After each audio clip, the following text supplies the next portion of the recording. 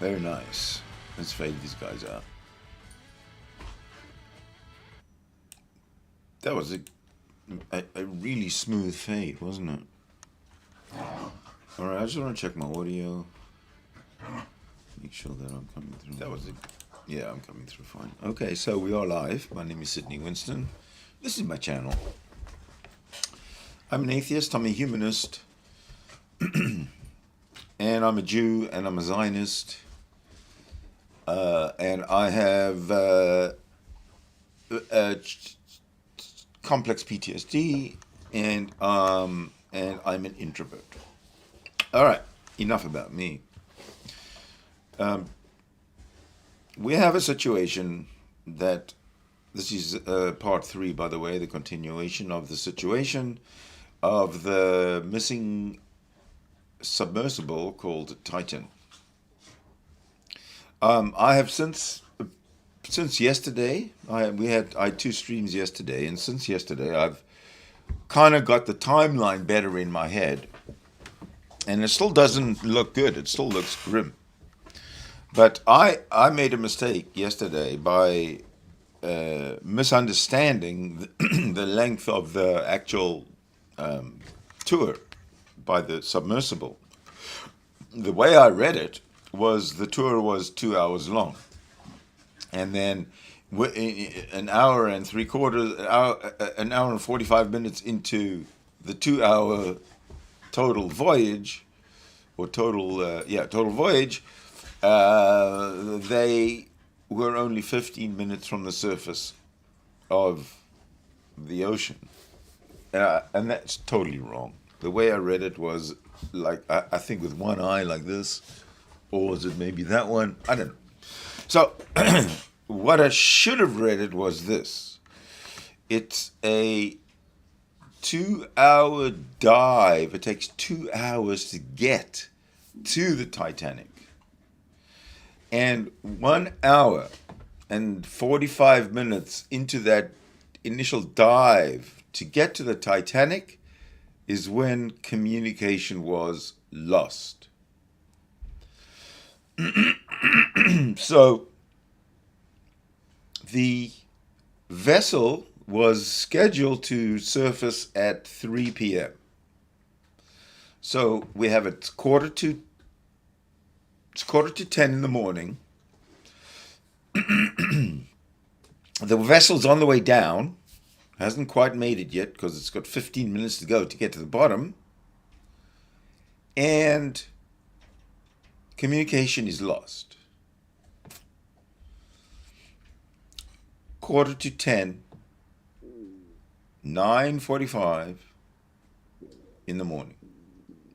Like I said, the submersible was due to surface at 3 p.m.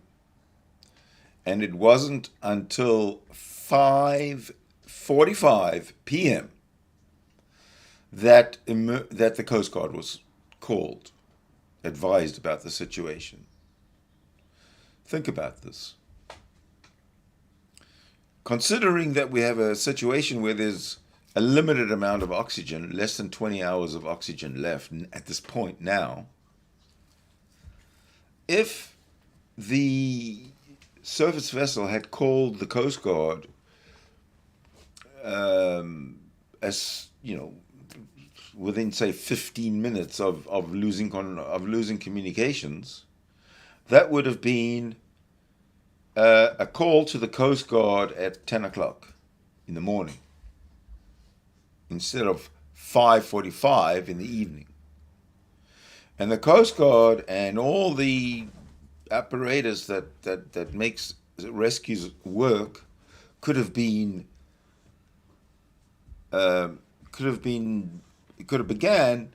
at 10 o'clock in the morning instead of after being advised at 5:45 at night that there's a problem. So I think that whatever's happening in the submersible or at the submersible, I think that something was going on up in the surface vessel that protocols and rules and procedures and all of that stuff nothing was being followed. I mean, hell, the boss wasn't on the top. He wasn't telling the guys what to do and supervising them. He was in the submersible. So, I have a suspicion as well now. Yesterday I was what was it, speculating, suicide and murder, and Pakistanis losing their, because they're so volatile, they're losing their shit. I was thinking up some really dumb stuff. But now, with this massive time lapse, I'm just wondering whether there is some inner conflict that has spilled out into this situation, which we are waiting for conclusion. For which we are waiting for conclusion. Alrighty, you know what I've done? I've set this up so that I can respond. Badoom. Look, good morning for me. Good morning, Adam. Okay, let me read your post. Okay. Good morning, Adam.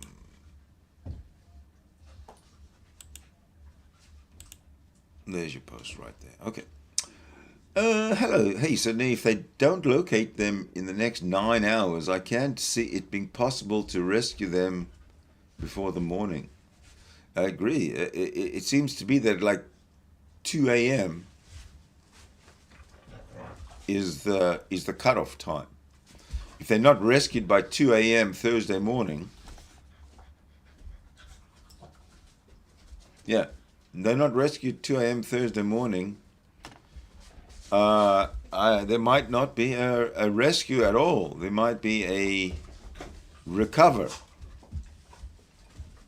And even then, it's not guaranteed that they'll find it if there's no banging and pinging. And it's just I'm having a hard time processing it, actually. And what else do you say? It looked more positive last night, but the fact time is against them so much makes it so hard. Hope they don't find them just a few hours too late. Oh my God. Another thing I had going yesterday was that yesterday I was thinking that what if they did make it to the surface, and because they bolted in, of course they can't escape, but can they open vents for air? That's the thing that I really need to know. And I really needed to know this last night, and I didn't do any research on it. And if anybody else has, could they please share their results with me, with us, in the chat?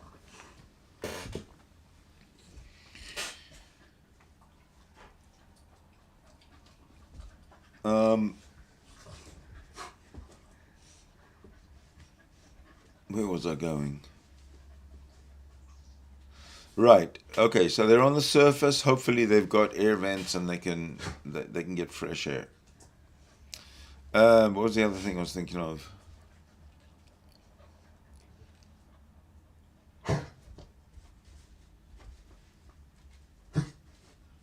What? Yeah. This is another thing I was thinking of. They have little ballast. Weight things that weigh them down so that they can actually, go all the way down to the bottom. That are apparently supposed to be. They're supposed to be able to be disconnected, so that the submersible just floats to the top without these big bags weighing them down. Now, what if those have failed? What if, because of the loss of power, they are unable to release those weighted bags or whatever they are so that they can float to the top. What if that's happening?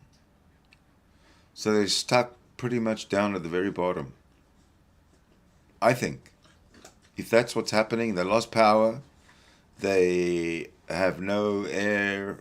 They have no way to release those weighty things, and float back to the top. So they're stuck. They're lying in the bottom. Okay. Worst case scenario for me right now is that they're, well, other than the thing has come apart or something. Yeah. What if somebody didn't bolt the thing right? But let's say they're lying at the bottom of the ocean somewhere, and it is now. We have less than 20 hours to not only locate this vessel, the submersible, but also to bring it to the surface. And that is a 2 hour journey. It's 2 hours down, must be 2 hours up, maybe a little more. Yeah, maybe it's quicker going up than going down. Makes sense.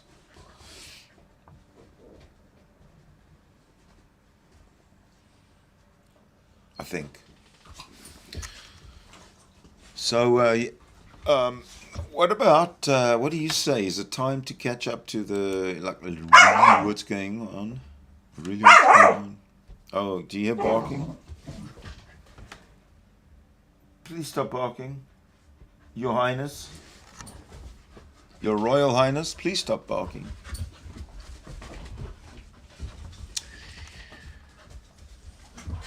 Oh. So what I've done is I've prepared this type of like this, and I made it something like. Hang on, I did something. Ah, there we go.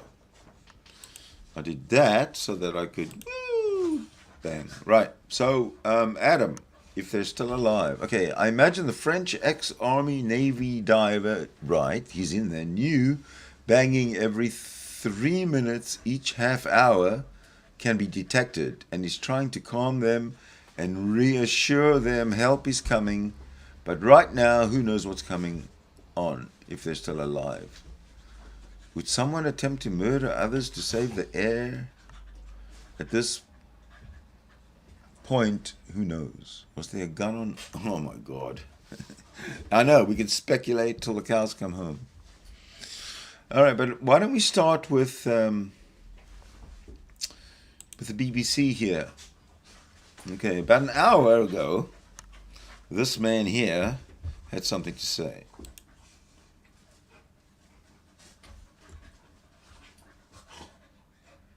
So, what's going on here? Yeah, this guy here had something to say. Just give me 1 second. I just got to do some OCD relief. Oops.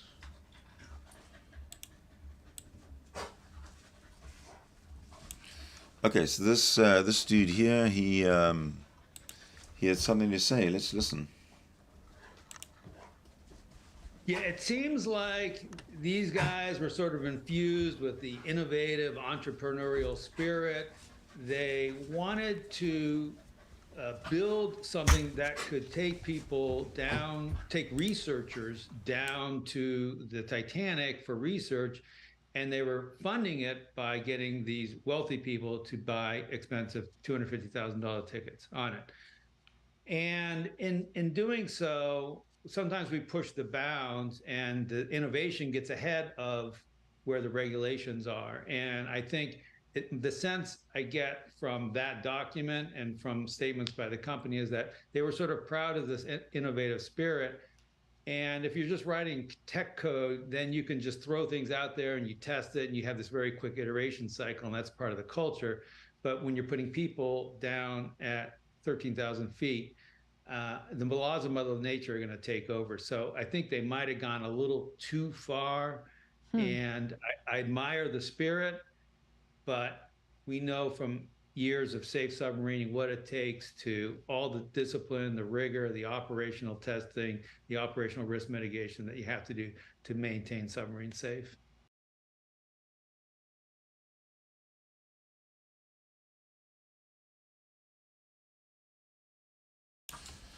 So let's move through it. That's from from an hour ago, so 60 minutes ago, from the BBC. From the BBC. Let's go and see what they got to say. A press conference. It's going to be a press conference. I wonder if it hasn't happened yet.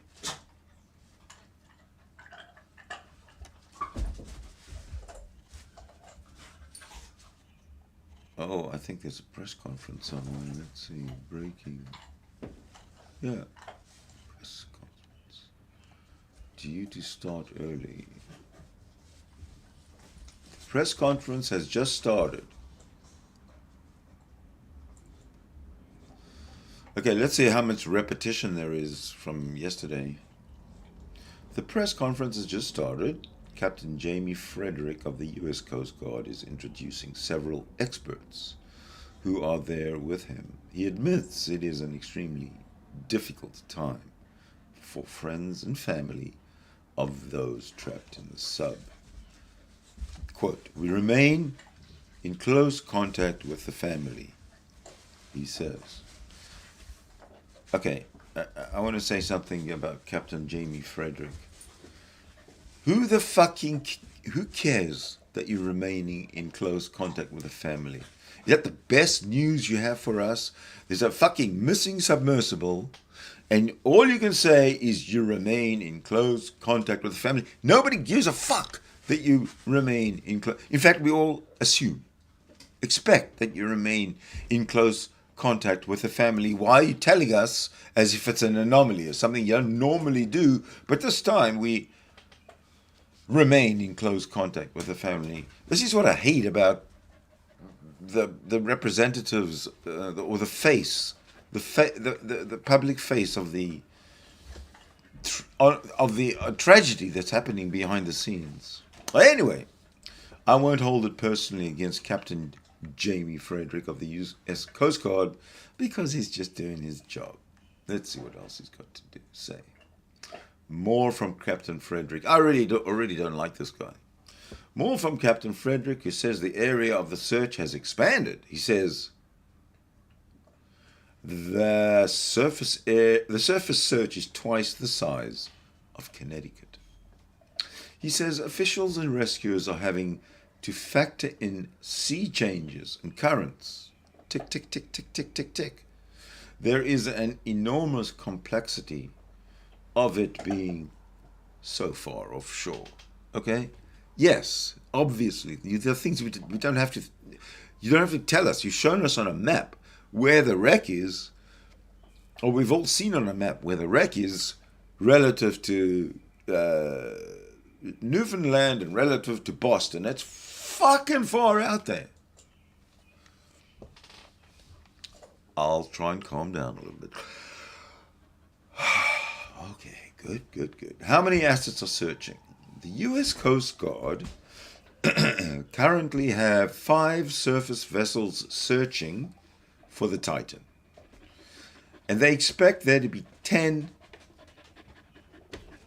in the next 24 hours.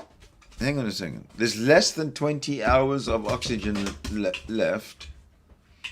They're going to have 10 there in the next 24 hours. Ooh.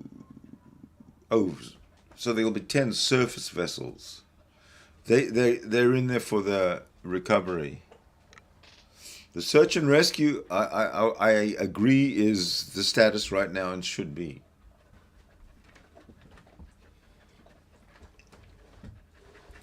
There are 2 robotically operated vehicle ROV, and there should be additional ROVs joining the search. Well, yeah, I can't fault them for being late because of the delay from the surface vessel of the submersible that took them from 10 o'clock in the morning until 5:45 in the early evening to call it in, to call the Coast Guard. Why aren't they saying? Why is anybody talking about that in this? I mean, am I going crazy that like I'm the only one who thinks it's an issue, or do they know something that I don't know? But fuck, on the face of it, it certainly looks like there's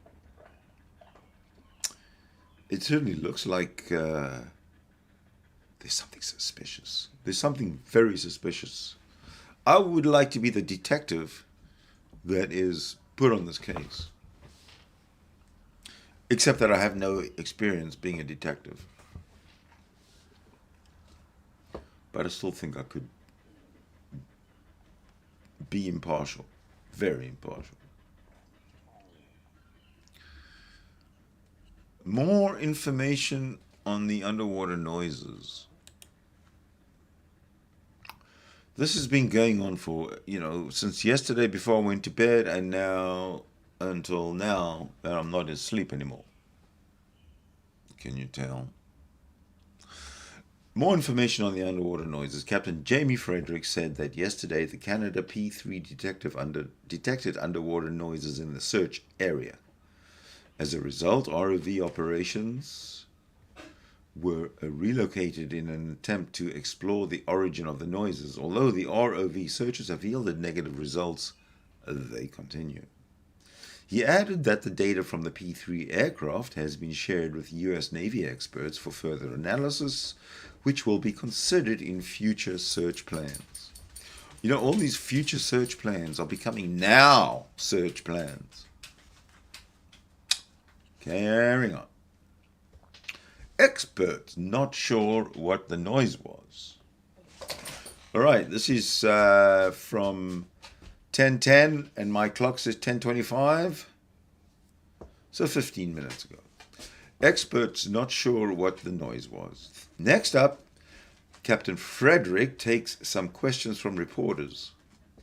The first one is about the reported noise recorded yesterday. He admits they don't know what it is, and that is why they have put so many sono buoys in the area. Captain Frederick hopes more ROVs will arrive in the morning as they continue to search the area where the noise was detected. Some of those extra ROVs have extra depth capability. Something to hold on to, he tells reporters. Object. This is coming in at 10:13. It's 10:26, so it's 13 minutes ago. Object spotted by plane was not the sub. A reporter has asked about a reported rectangular object which was spotted, but Captain Frederick said the aircraft crew that saw the object yesterday determined it not to be part of the case. He said it is not uncommon to spot various objects in the ocean that are not part of a search. How much food would they have left? These are reporters' questions coming in. How much food would they have left? The update has now turned towards what food and drinks would be left for the crew in the missing sub. Captain Fredericks says they do have limited rations aboard, but I can't tell you exactly how much. Great. Okay, breaking. How much food? Yeah. More sounds heard in the search area. Captain Frederick says it is his understanding the Canadian P3 aircraft heard some noises today as well. He now introduces Carl Hartsfield for his expertise in this area. Hartsfield tells reporters it is very tough to discern what the noises are. His team has multiple sensors in the area, taking the data back to the best people in the world and feeding this back to the team so they can make decisions. So they're taking multiple sensors, taking data from multiple sensors and feeding it back to the best people in the world. And what the best people in the world do with it is a mystery, but they feed this back to the team so they can make decisions. The best people in the world. Do you trust that? They have to eliminate potential man-made sources other than the Titan. I guess that the best people in the world are eliminating potential man-made sources other than the Titan. You see how they cloud their statements with kind of purposeful, what's the word? Deflection. Just don't talk about anything that's going to make anybody's heart, the pulse rate, increase. 10:20, so this is 8 minutes ago. More equipment on the way. We're now hearing there is a lot of equipment flowing from St. John's. The French team coming in is bringing some state-of-the-art equipment. The US Coast Guard plans to have more assets in the area soon, which will be placed in the spots they determine to be best for the search. Press conference ends. Captain Frederick ends the update after saying his team are not in the business of speculation. We are in the business of searching. Captain Fredericks adds, very well done. Okay, I'll take everything back I said about you, Captain Fredericks. Yes, you are in the business of searching. He says he plans to keep the media and the public informed with developments. We have to remain optimistic. Here's the latest post, 10:23. It is now 10:29, so 6 minutes old. We have to remain optimistic. The media update is over, but this is the BBC talking. But we are going to bring you some more details of what was said. One important line came from Captain Frederick when he was asked if he was still optimistic. We have to remain optimistic and hopeful when we are in a search and rescue case, he replied. Yeah, you have to. We are in the middle of this. How do you know you're in the middle? Maybe you're just at the beginning or the end.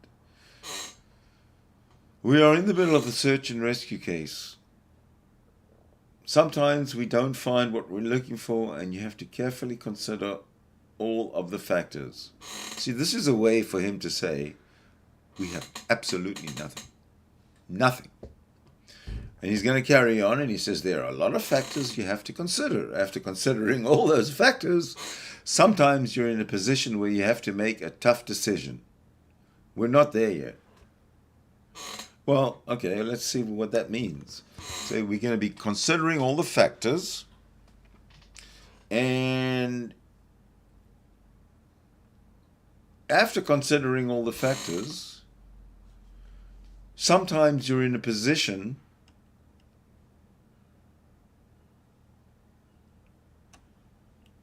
sometimes you're in a position where you have to make a tough decision. We're not there yet. Now, what the tough decision? I guess the tough decision would be switching from a search and rescue operation to a recover operation. I think that would make sense to me. Oh, another one has come in. 1 minute ago, what we learned about the banging noises. The press conference largely focused on the mysterious banging noises. This is what we know about those noises. 1. So the first noises were heard by a Canadian P-3 aircraft yesterday. Following those noises, Coast Guard moved search teams to investigate. They are searching the area where the noises were detected. More noises were heard today as well. Unfortunately, the ocean is a noisy place, and it remains unclear what the noises are exactly. Okay, I think it's time for me to go and... oops, sorry, I didn't want to go there. Actually I did. Unfortunately, the ocean is a noisy place, and it remains unclear what the noises are exactly, right? That's what it says. So let's go back to Adam, buddy, you said something. Where did you say? Somebody said something about, here you go. Yeah, you said, there you go. Adam said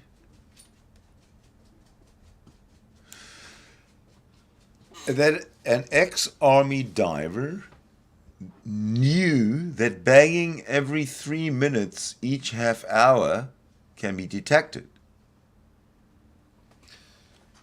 So I just want to repeat that.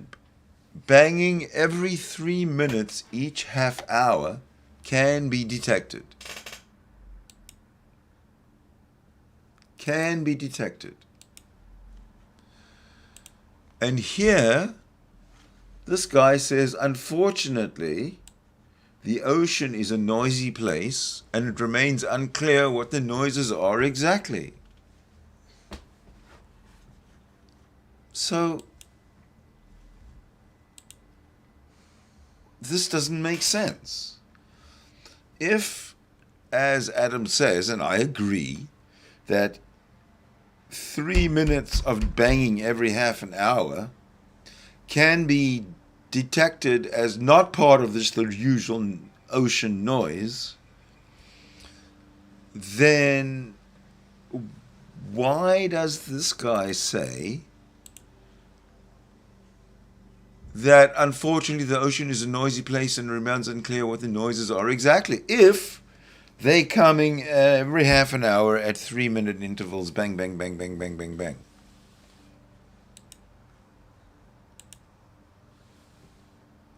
You understand me? You understand? Like, nothing's making sense here. They've said absolutely nothing about why it took so long to call the Coast Guard from the surface vessel. Not one reporter even asked that question or brought up that little bit of skepticism. It just doesn't make sense. At least it hasn't been answered to my satisfaction. And now we're hearing contradictory information about the same thing from sources that are naval, ex-naval officer from the French Navy and the Coast Guard, naval. The Coast Guard says the ocean is a noisy place and it remains unclear what the noises are exactly. And Adam, to his incredible credit, says that the ex-Army Navy diver knew that banging every 3 minutes each half hour can be detected.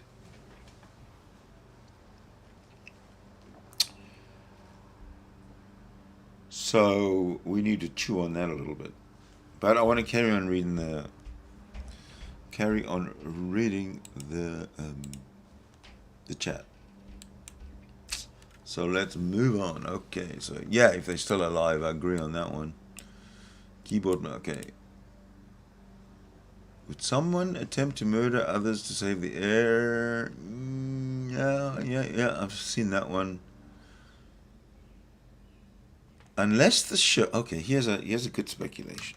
Unless the ship that brought them there, someone had vengeance against Stockton Rush, looks like he made some enemies.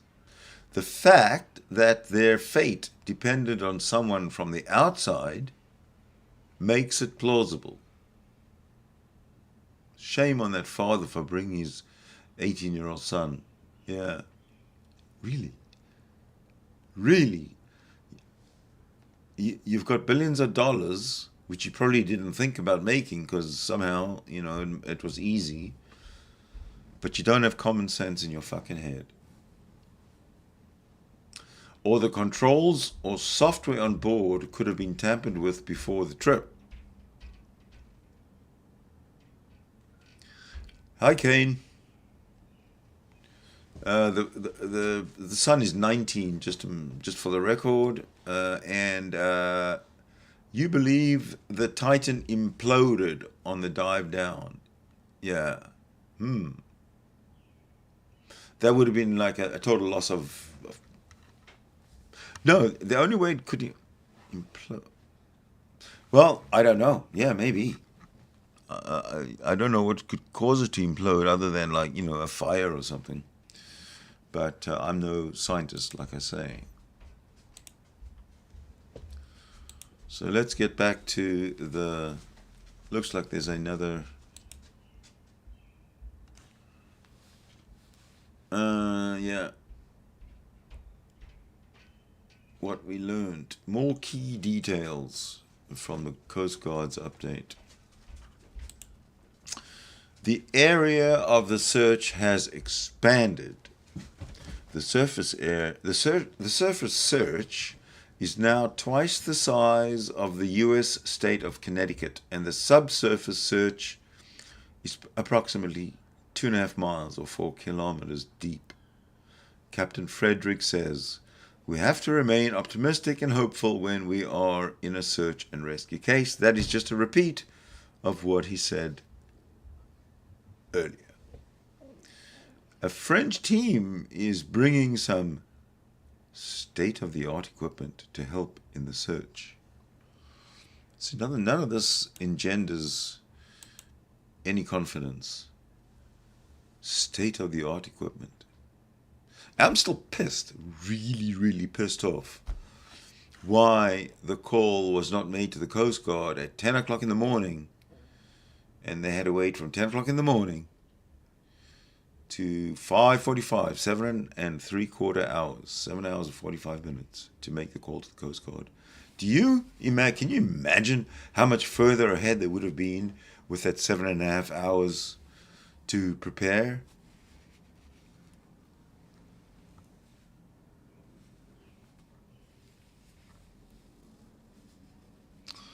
Okay, let's see. Hey, Shako. How you doing, man? So Shako's here, and he says that those two titanium end plates are probably the size of flattened bobcats.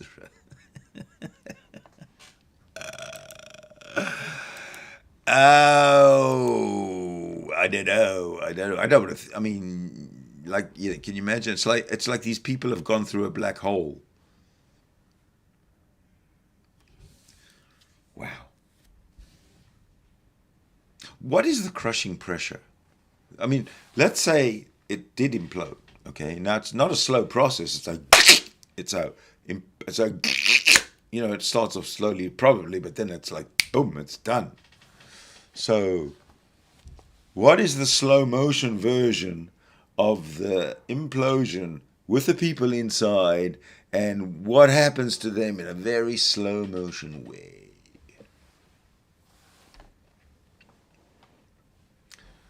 I'm sorry to say that.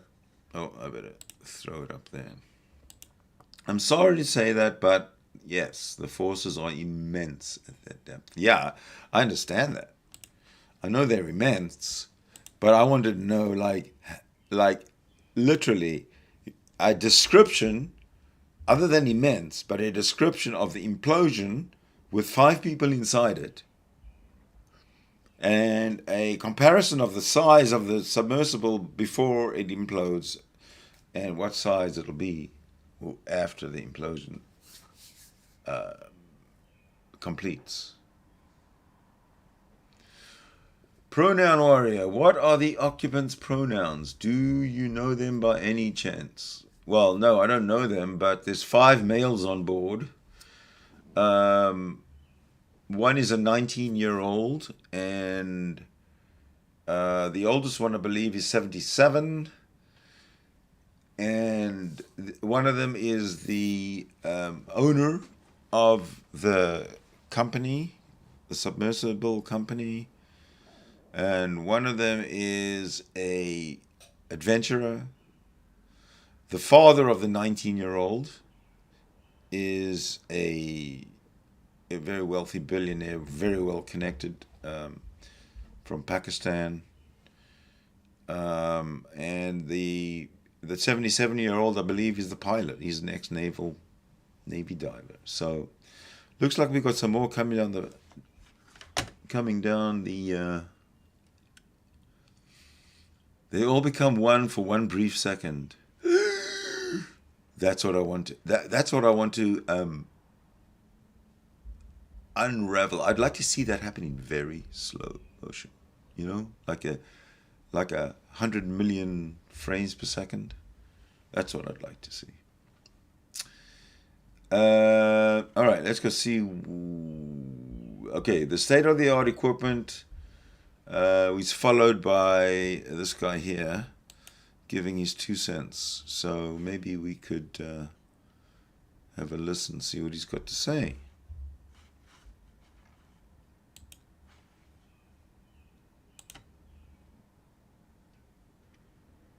We currently have 5 surface assets searching for the Titan, and we expect 10 total surface assets to search in the next 24 to 48 hours. There are 2 ROVs actively searching, and several more are en route and will arrive by tomorrow morning. We've received incredible support with aviation assets from our Coast Guard Air Station in Elizabeth City, the Air National Guard, and Canadian Armed Forces. Today there are 2 back-to-back P3 flights. One is ongoing now as I speak, totaling 14 hours of continuous on-scene coverage, and 2 C-130 flights, also one ongoing now, throughout the day and into the evening. Yesterday, a Canadian P3 detected underwater noises in the search area. As a result, ROV operations were relocated in an attempt to explore the origin of the noises.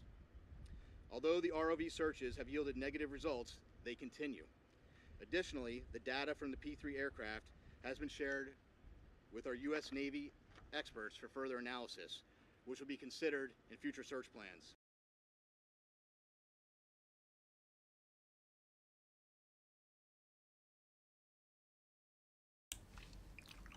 Okay, that's it. That's it from the BBC.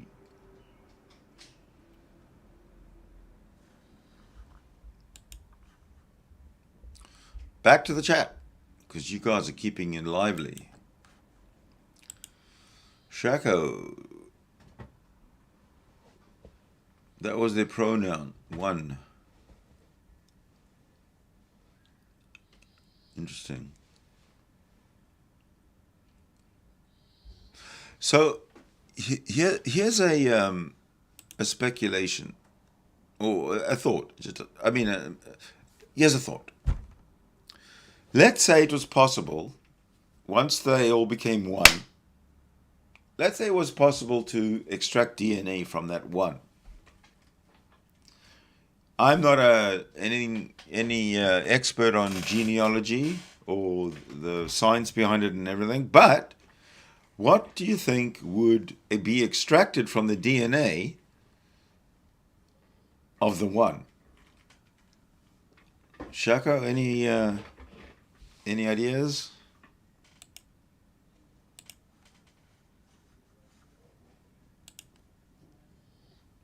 Anything at all?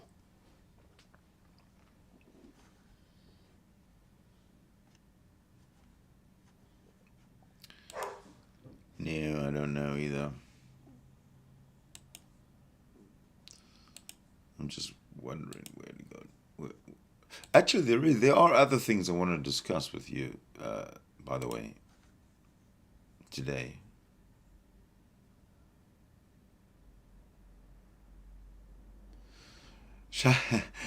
Shako says, I'm not sure the pressure is that intense to meld DNA. Well, that would be cool to find out. Because if you're not sure, what do you do next? Experiment. So all we need to do is get 5 volunteers to agree to be put into a submersible and then sent down to a crushing level. And this can be all controlled. So that something can be rigged to actually collect the DNA as they get smushed into one. Any volunteers? Anyone? Anyone? In the back there? Has anyone been to prison? Oh, that's 5. You have been volunteered to go to the submersible, to be in the name of science. You will be remembered forever and ever and ever, with the likes of Einstein, Maxwell, Newton, Copernicus, Giordano,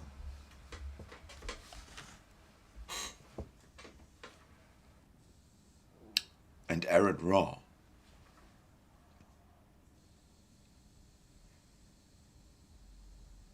Botany Bay. Oh, you know how they gather data when they crash cars or they smash vehicles into barriers and whatnot, da da da. And they use crash test dummies. Well, is there a way to build a crash test dummy with DNA that can be smashed at those implosion pressures against it into each other, and the resulting DNA of the one be extracted? Anyway, that's my science thought experiment of the hour.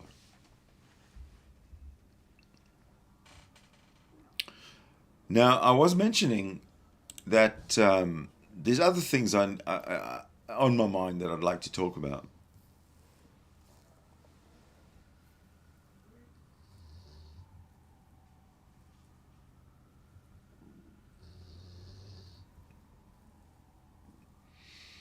I don't know how many of you follow my channel and therefore are familiar with the things I talk about and cover.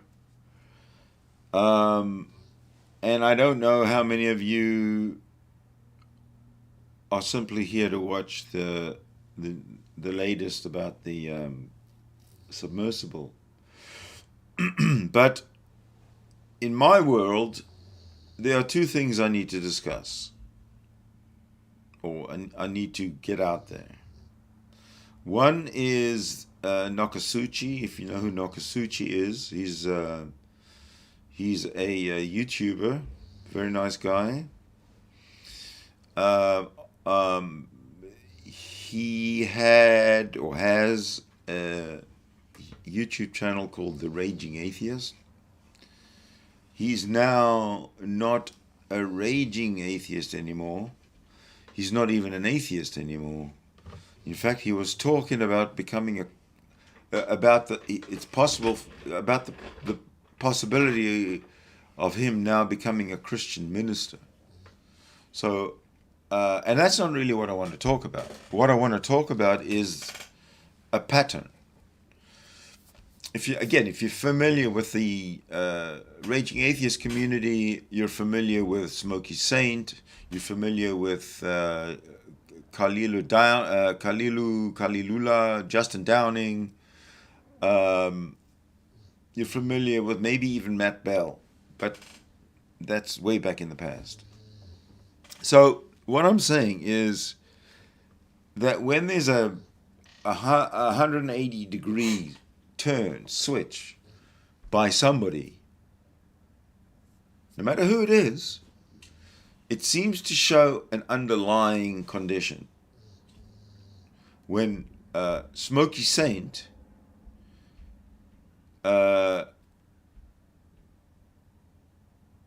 was a absolutely fundamentalist Christian, preaching all the biblical things. And then he went from Smokey Saint the preacher to Smokey Saint the defender when it was brought out into the public that Smokey Saint had a name, and he was charged with child molestation, rape of a child,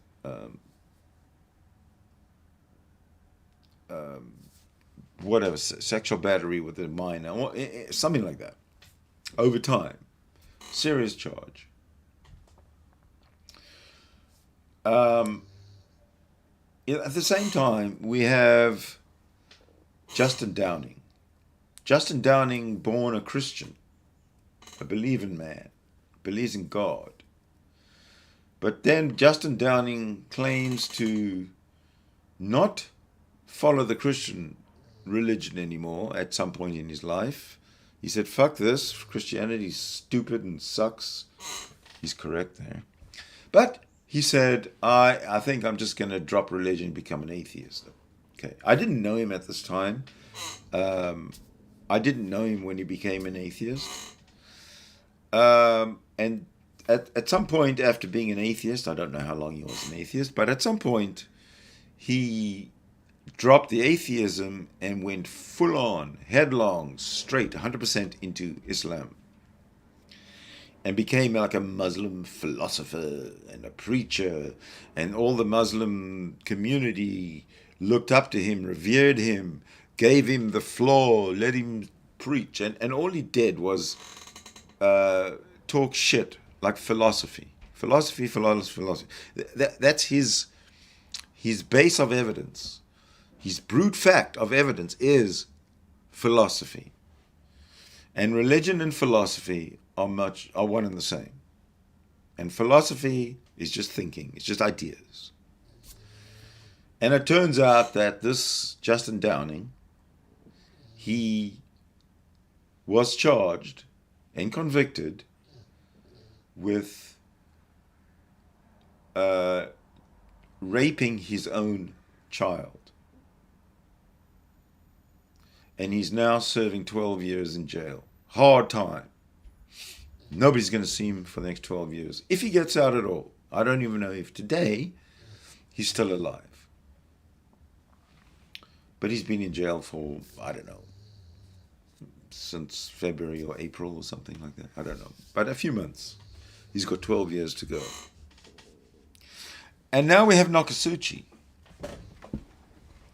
who's gone from a Christian, hardcore Christian, to agnostic atheist, even to the point where he was adamant that he was a hardcore atheist. Now, I challenge this, Nakasuchi. I do not ever believe you were a hardcore, strong atheist. Agnostic atheist, yes. Agnostic theist, like you said, yes. But then you've gone from hardcore, the raging atheism, to I was touched by the divine. There is something. He was cornered by a Christian, a really, really disgusting, depraved man by the name of Matt Powell, who immediately got hold of Nakasuchi. And this is where it just gets disgusting. He started love bombing him. He started slathering Jesus all over Nakasuchi's mind, and quoting from the fictional scriptures. Deceitful, lying, Matt Powell. God does not exist. God is impossible. Your God, all gods, are myth. Your God is a myth. All gods are a myth. End of story. Brute fact. Excuse me. Matt Powell is another brute fact. The existence and energy, one and the same thing. It's never been anything else other than existence. There cannot be any other state than existence. Brute fact. Your God is a myth. There's no way, there's nowhere for your God to actually join the scientific community in the world of common sense, reason,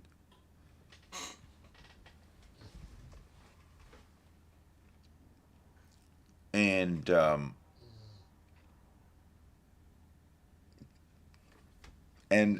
methodology and empiricism. There is no supernatural. There is no divine. I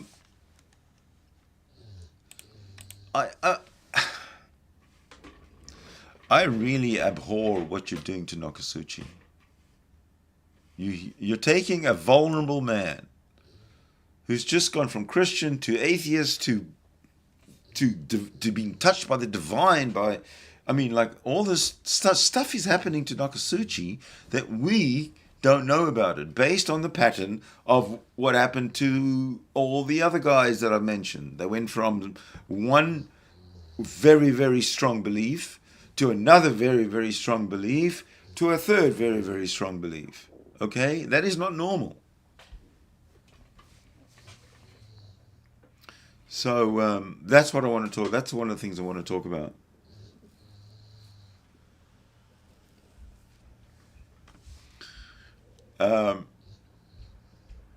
Actually, that's the next thing I do want to bring up as a show.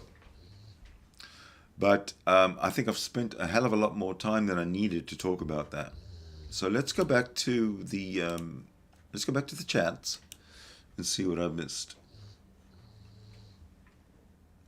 Highly trained dishwasher. T. Weiss here. Hello, hello T. Weiss. I would go. Oh, you would go into the submersible? Okay.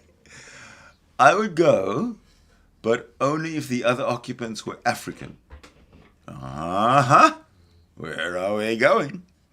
I really love those people, and a chance to meld into them would be an honor. I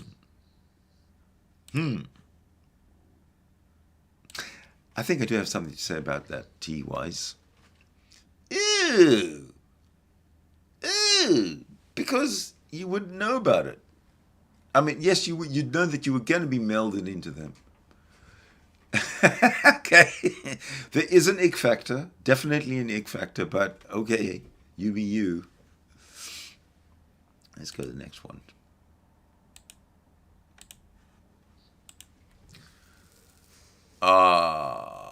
Okay, Shako, you're back. You're back in the text. I don't know, we've gotten as morbid as the situation would possibly allow. Yes. But that's okay, because we allow that on this channel. We're no mainstream conformist here. He's religion fluid? Very 2023. Who's religion fluid? Oh, you talking about Nokosuchi? and Justin Downing? And what's the other name? Carl Herbel or something. Anyway, Smoky Saint. I forget his name.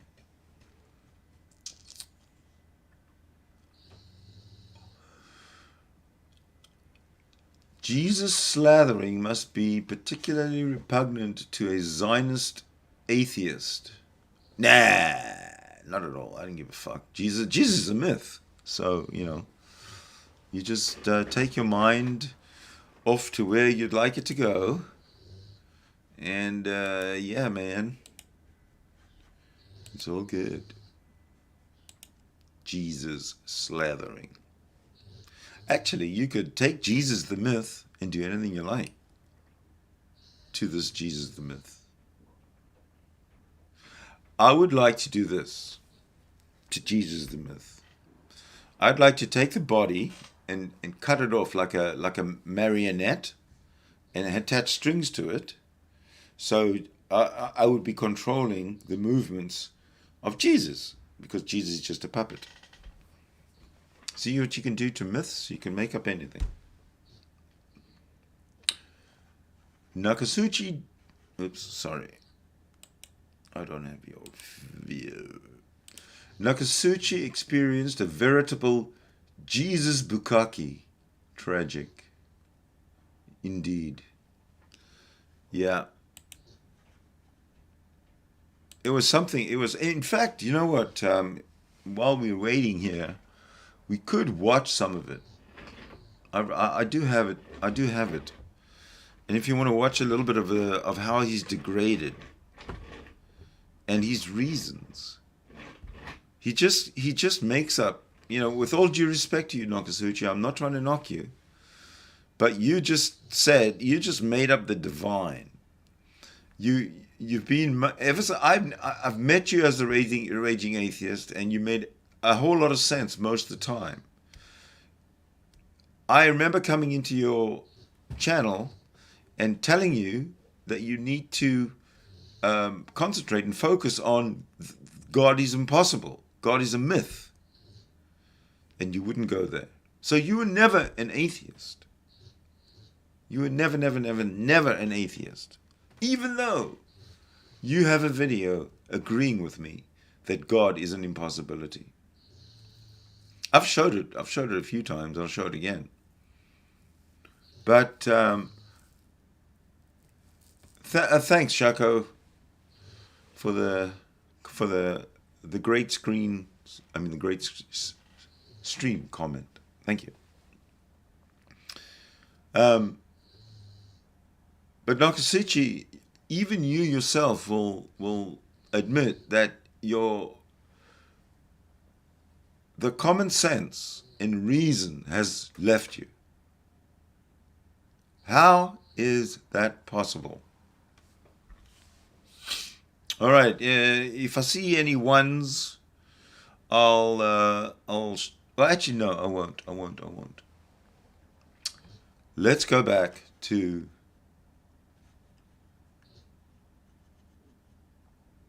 okay. Let's go back here. Let's go back. Okay, we've watched this guy. Now we've got this one. Hold on, see if I can make it any better. All right, what is this? This little map.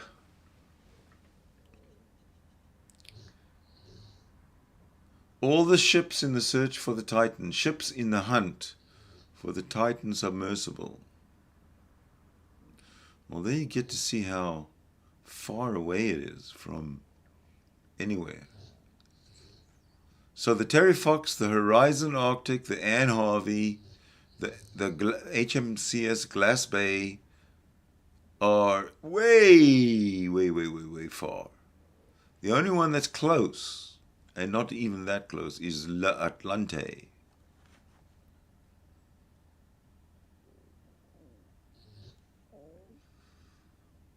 That is what is that? Canada, and then I don't understand this. Now they've come with another one, same place but different ships. So Deep Energy, John Cabot, Scandi Vinland, Polar Prince, and Atlantic Merlin is 25 miles away. So with about 20 hours of oxygen left, more ships have joined the expanded search in the North Atlantic. The new ships will join the Polar Prince, which deployed the Polar Prince is the okay, I didn't know that. The Polar Prince was the surface vessel that deployed the Titan submersible on Sunday, as well as Deep Energy, a pipeline vessel flagged at the Bahamas. 3 other Canadian vessels are also involved. I don't know which. Well, Terry Fox for sure. HMCS Glass Bay and Atalante must be Canadian. What else we got? Okay. Former passenger believes Titan crew will last longer than people think. Now we got, okay, assuming there's been no crushing, big, great crushing of this beast. Remember the DNA melded into one? The BBC has spoken to Oisin Fanning, who has been on a deep sea voyage to the Titanic wreck before and knows a few of the people on board the missing submersible. He said, there is a lot of training beforehand. You wake up at 0400 and safety procedures are ongoing for about 4 to 5 hours before it even descends into the water. Fanning thinks those on board would understand how to maximize their oxygen supply. They will immediately look to conserve oxygen straight away, he said. They will do everything to keep themselves calm, breathe shallowly, and preserve the oxygen for as long as possible. I think they'll last with oxygen for longer than people think. For longer than people think. For longer than. I think they'll last with oxygen for longer than people think. I think that's the latest one, yeah. Well, that's just throwing hope. You know, that's a thought and prayer. That's a thoughts and prayers type statement. I think they'll last longer than people think.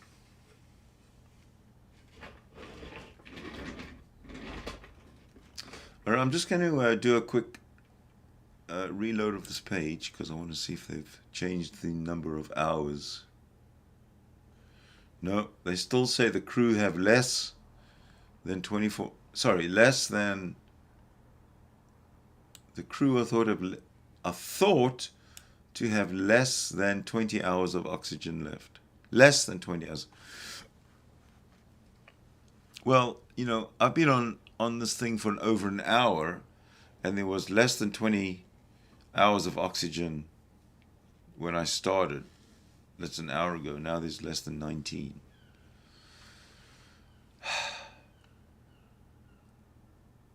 This is fucking embarrassing. Depressing.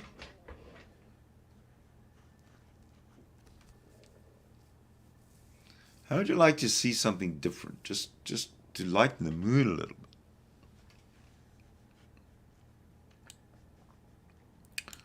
I think I'm going to go look for something to lighten the mood. What do you think? What do you think? Let's see what I can find. Oh yeah, I just wanted to show you the cover. The cover picture. Oh, I didn't show this to you. So here we have the little poster. Now, what I find quite surprising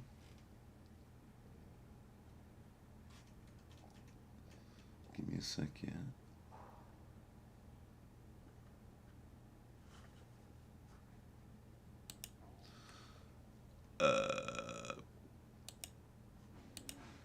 There we go. Just please give me one moment. Excellent. All right. So what I find quite amazing and surprising. Just see how this works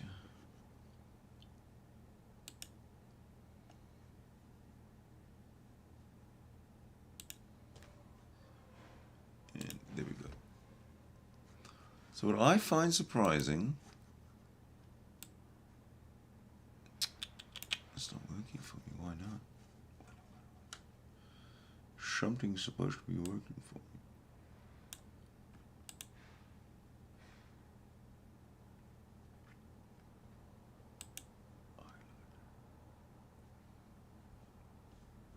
Highlighter.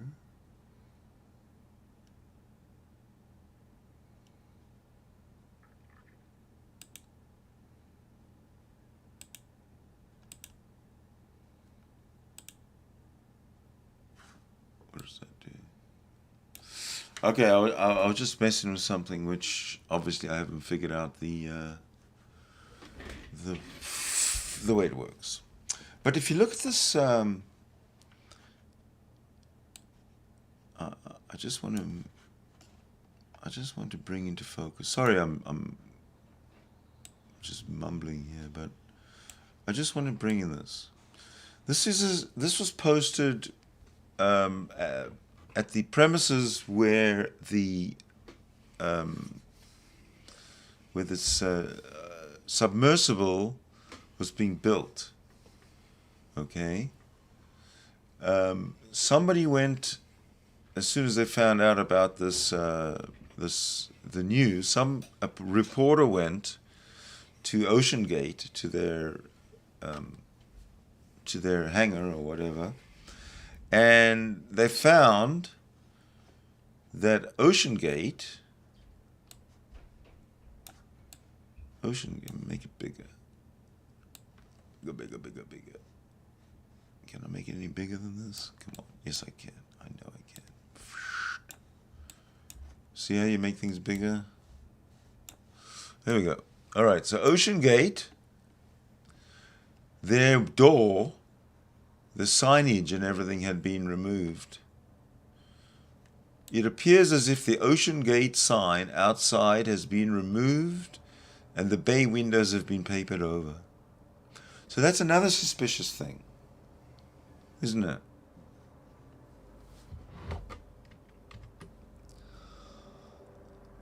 I think it is. What do you make of it? Did you make anything of it? Did you make anything of that at all? I know, I can't tell. Oh yeah. Anyway, I said some things about Nakasuchi. I was just wondering if anybody responded to that.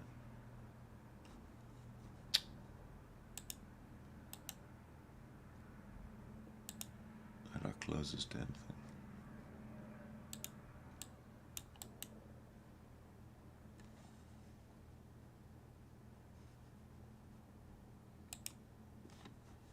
Okay, there we go. Right. Let me catch up here. Let me find the. There we go. Oh, not much has been said. Shako says there's no pronoun ambiguity on the polar prints. It's one or the other on the polar prints. I'm not quite sure what you mean by that. Shako?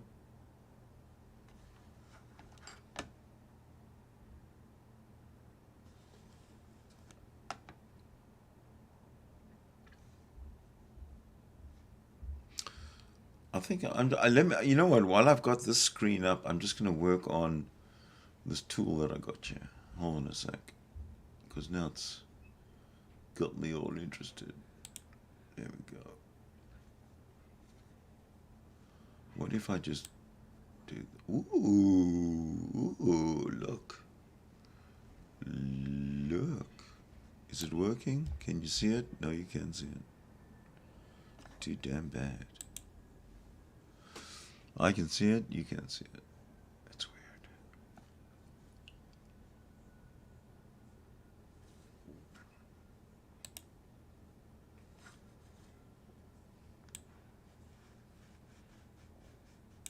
No, it doesn't work. It's essentially a marker that I'm trying to play with. Anyway, alright.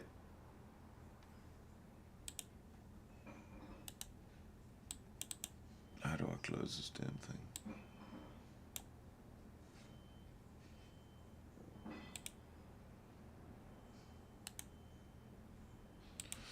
There we go. All right.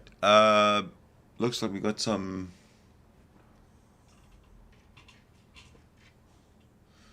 Hold on. Shaka, what did you say? Keyword polar. Like bipolar, okay. Psychology. Tell me something. You know which is more of a science? Psychology or philosophy? I think psychology. Let me just see.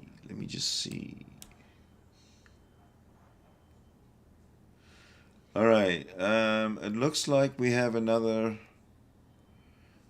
40 seconds. A little earlier, we heard from Captain Jamie Frederick from the U.S. Coast Guard, who said the search area for the sub was expanding every hour because of environmental factors. This is not looking good. Not at all.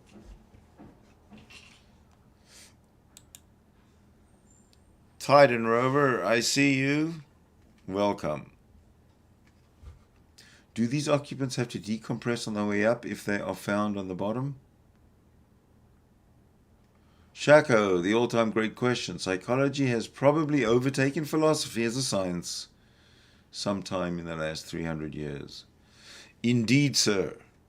Indeed. So now I'm going to share what I should have shared earlier when I was reading this thing to you. But here's another post by BBC. So it's 40 seconds long. Let us watch it. The surface search is now approximately 2 times the size of Connecticut, and the subsurface search is up to 2.5 miles deep, exponentially expanding the size of the search area.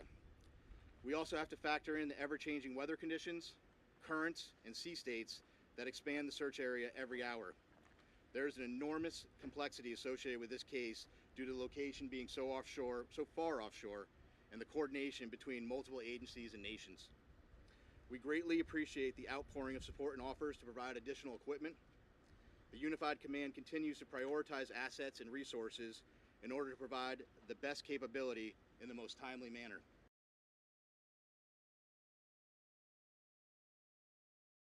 Okay, well that was very, very, very uninformative. Really, that was just bad news. That was him saying the search area has expanded exponentially. This little submersible is totally lost. We're never going to find it. But we're still bringing all the resources to bear and keeping in touch with the family and trying to, keep a chin up as much as we can, because it's a pretty fucked up situation. I think that's what he was really trying to say. You might disagree with me.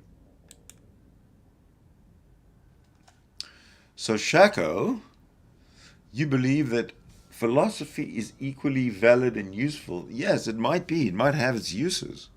But philosophy is not valid, nor is it useful when combined with theology and in coming to a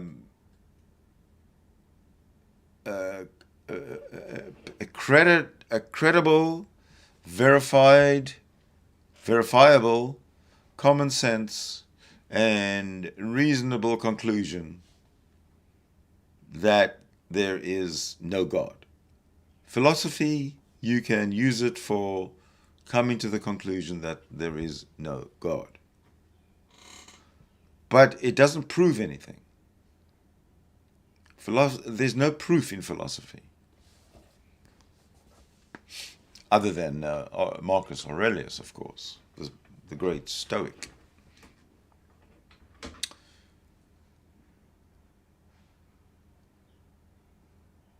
I'm a stickler for the...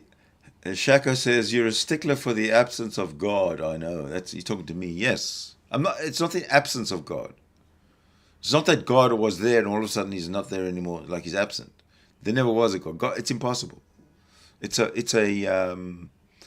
man-made concept, an idea, which is fine. I have no problem with it being an idea.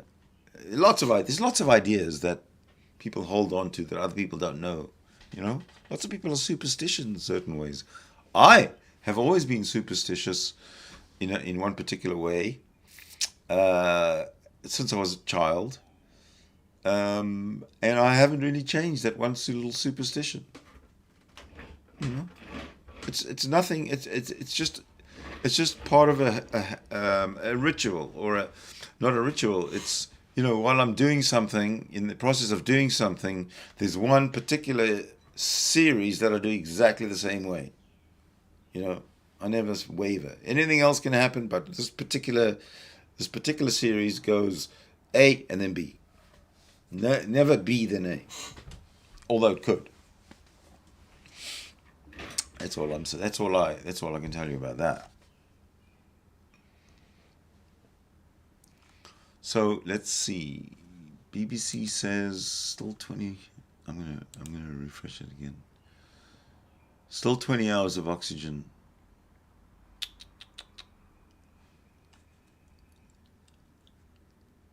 There is something else I wanted to go into.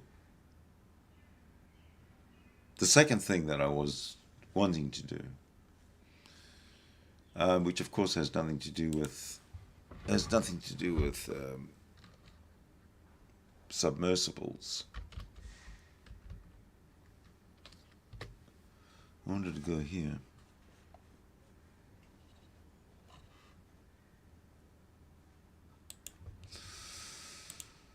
Okay. This is Only Sky Media. I highly recommend them. There we go. Let's see. Critical thinking.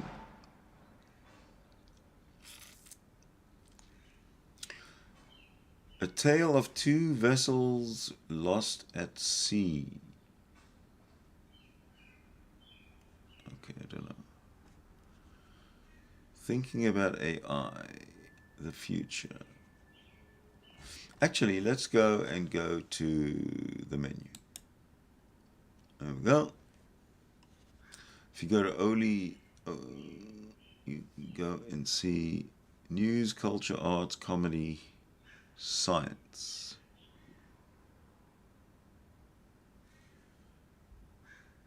Whatever you want to interpret. Yeah, no. Let's see about science. We like science, don't we?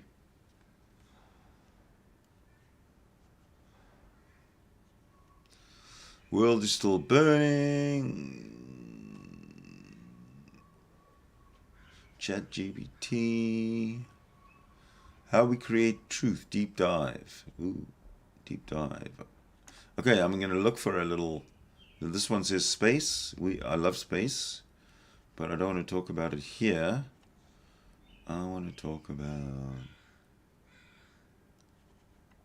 There's evolution as a category. I don't know if I want to do that yet.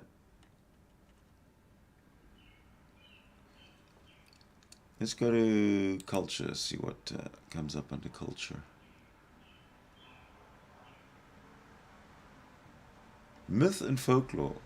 Okay, help me choose what we're going to watch here. What we're going to read.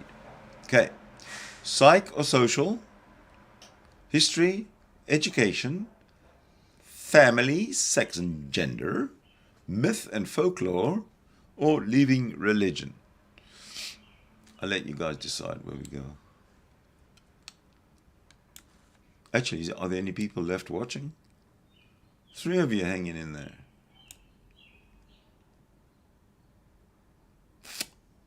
All right, I'll tell you what I'm going to do. I'm going to scuttle all plans. I'm going to remember that we are an hour and nearly an hour and a half into this stream. So I'm going to take a break, and I'm going to come back a little bit later when it's, hopefully it's not too late, but once we get closer to the zero oxygen, maybe when there's 10 hours left or something. Because I'd like to once, at the end, at some point, I'd like to start the stream and just let it run until we know until it's over, until we know the conclusion. Because if there's going to be celebration and jubilation, I'm going to feel jubilant. I'm going to feel very happy if that ever happens. I want to be part of it. All right, here's a new, what's this here?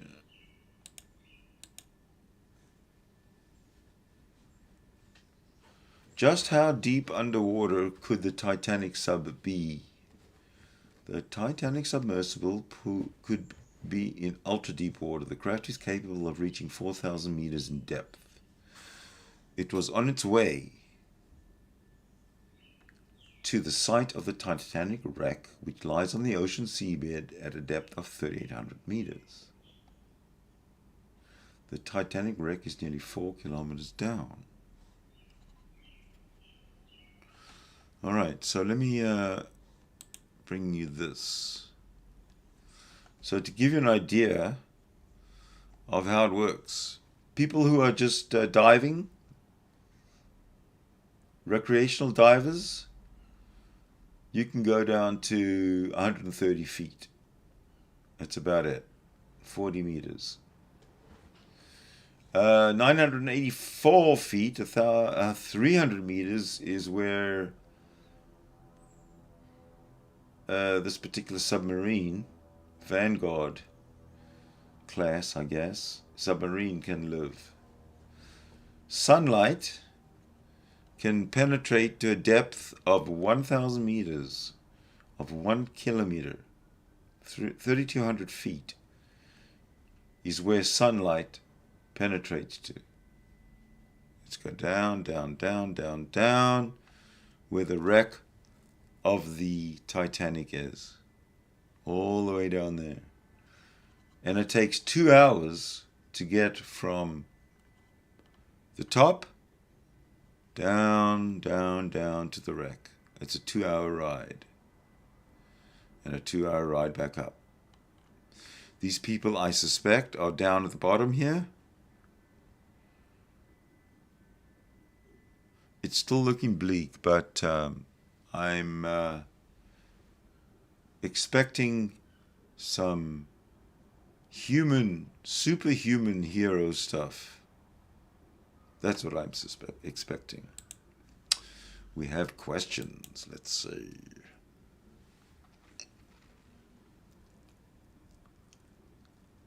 Shako, you ask me, Sydney, would you ever equate superstition with a rather more scientific term, neurosis? No, not at all.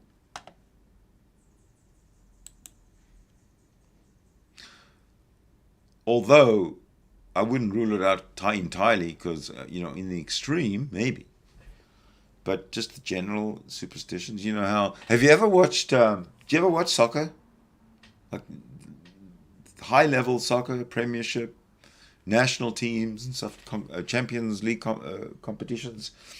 Or if you ever do, again, watch when the teams enter the field, and watch the players, how some of them reach down and touch the grass and kiss their fingers, how others do a little bit of a hop onto the field, others do something to heaven. People have their superstitions that they do, soccer players, when they come on the field. Some of them do nothing, like me when I was playing, just to walk onto the field. But those are not neurotic.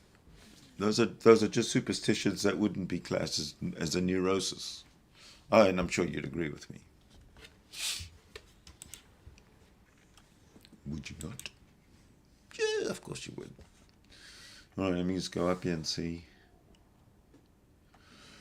Yeah, no, there's nothing else. So I'll tell you what.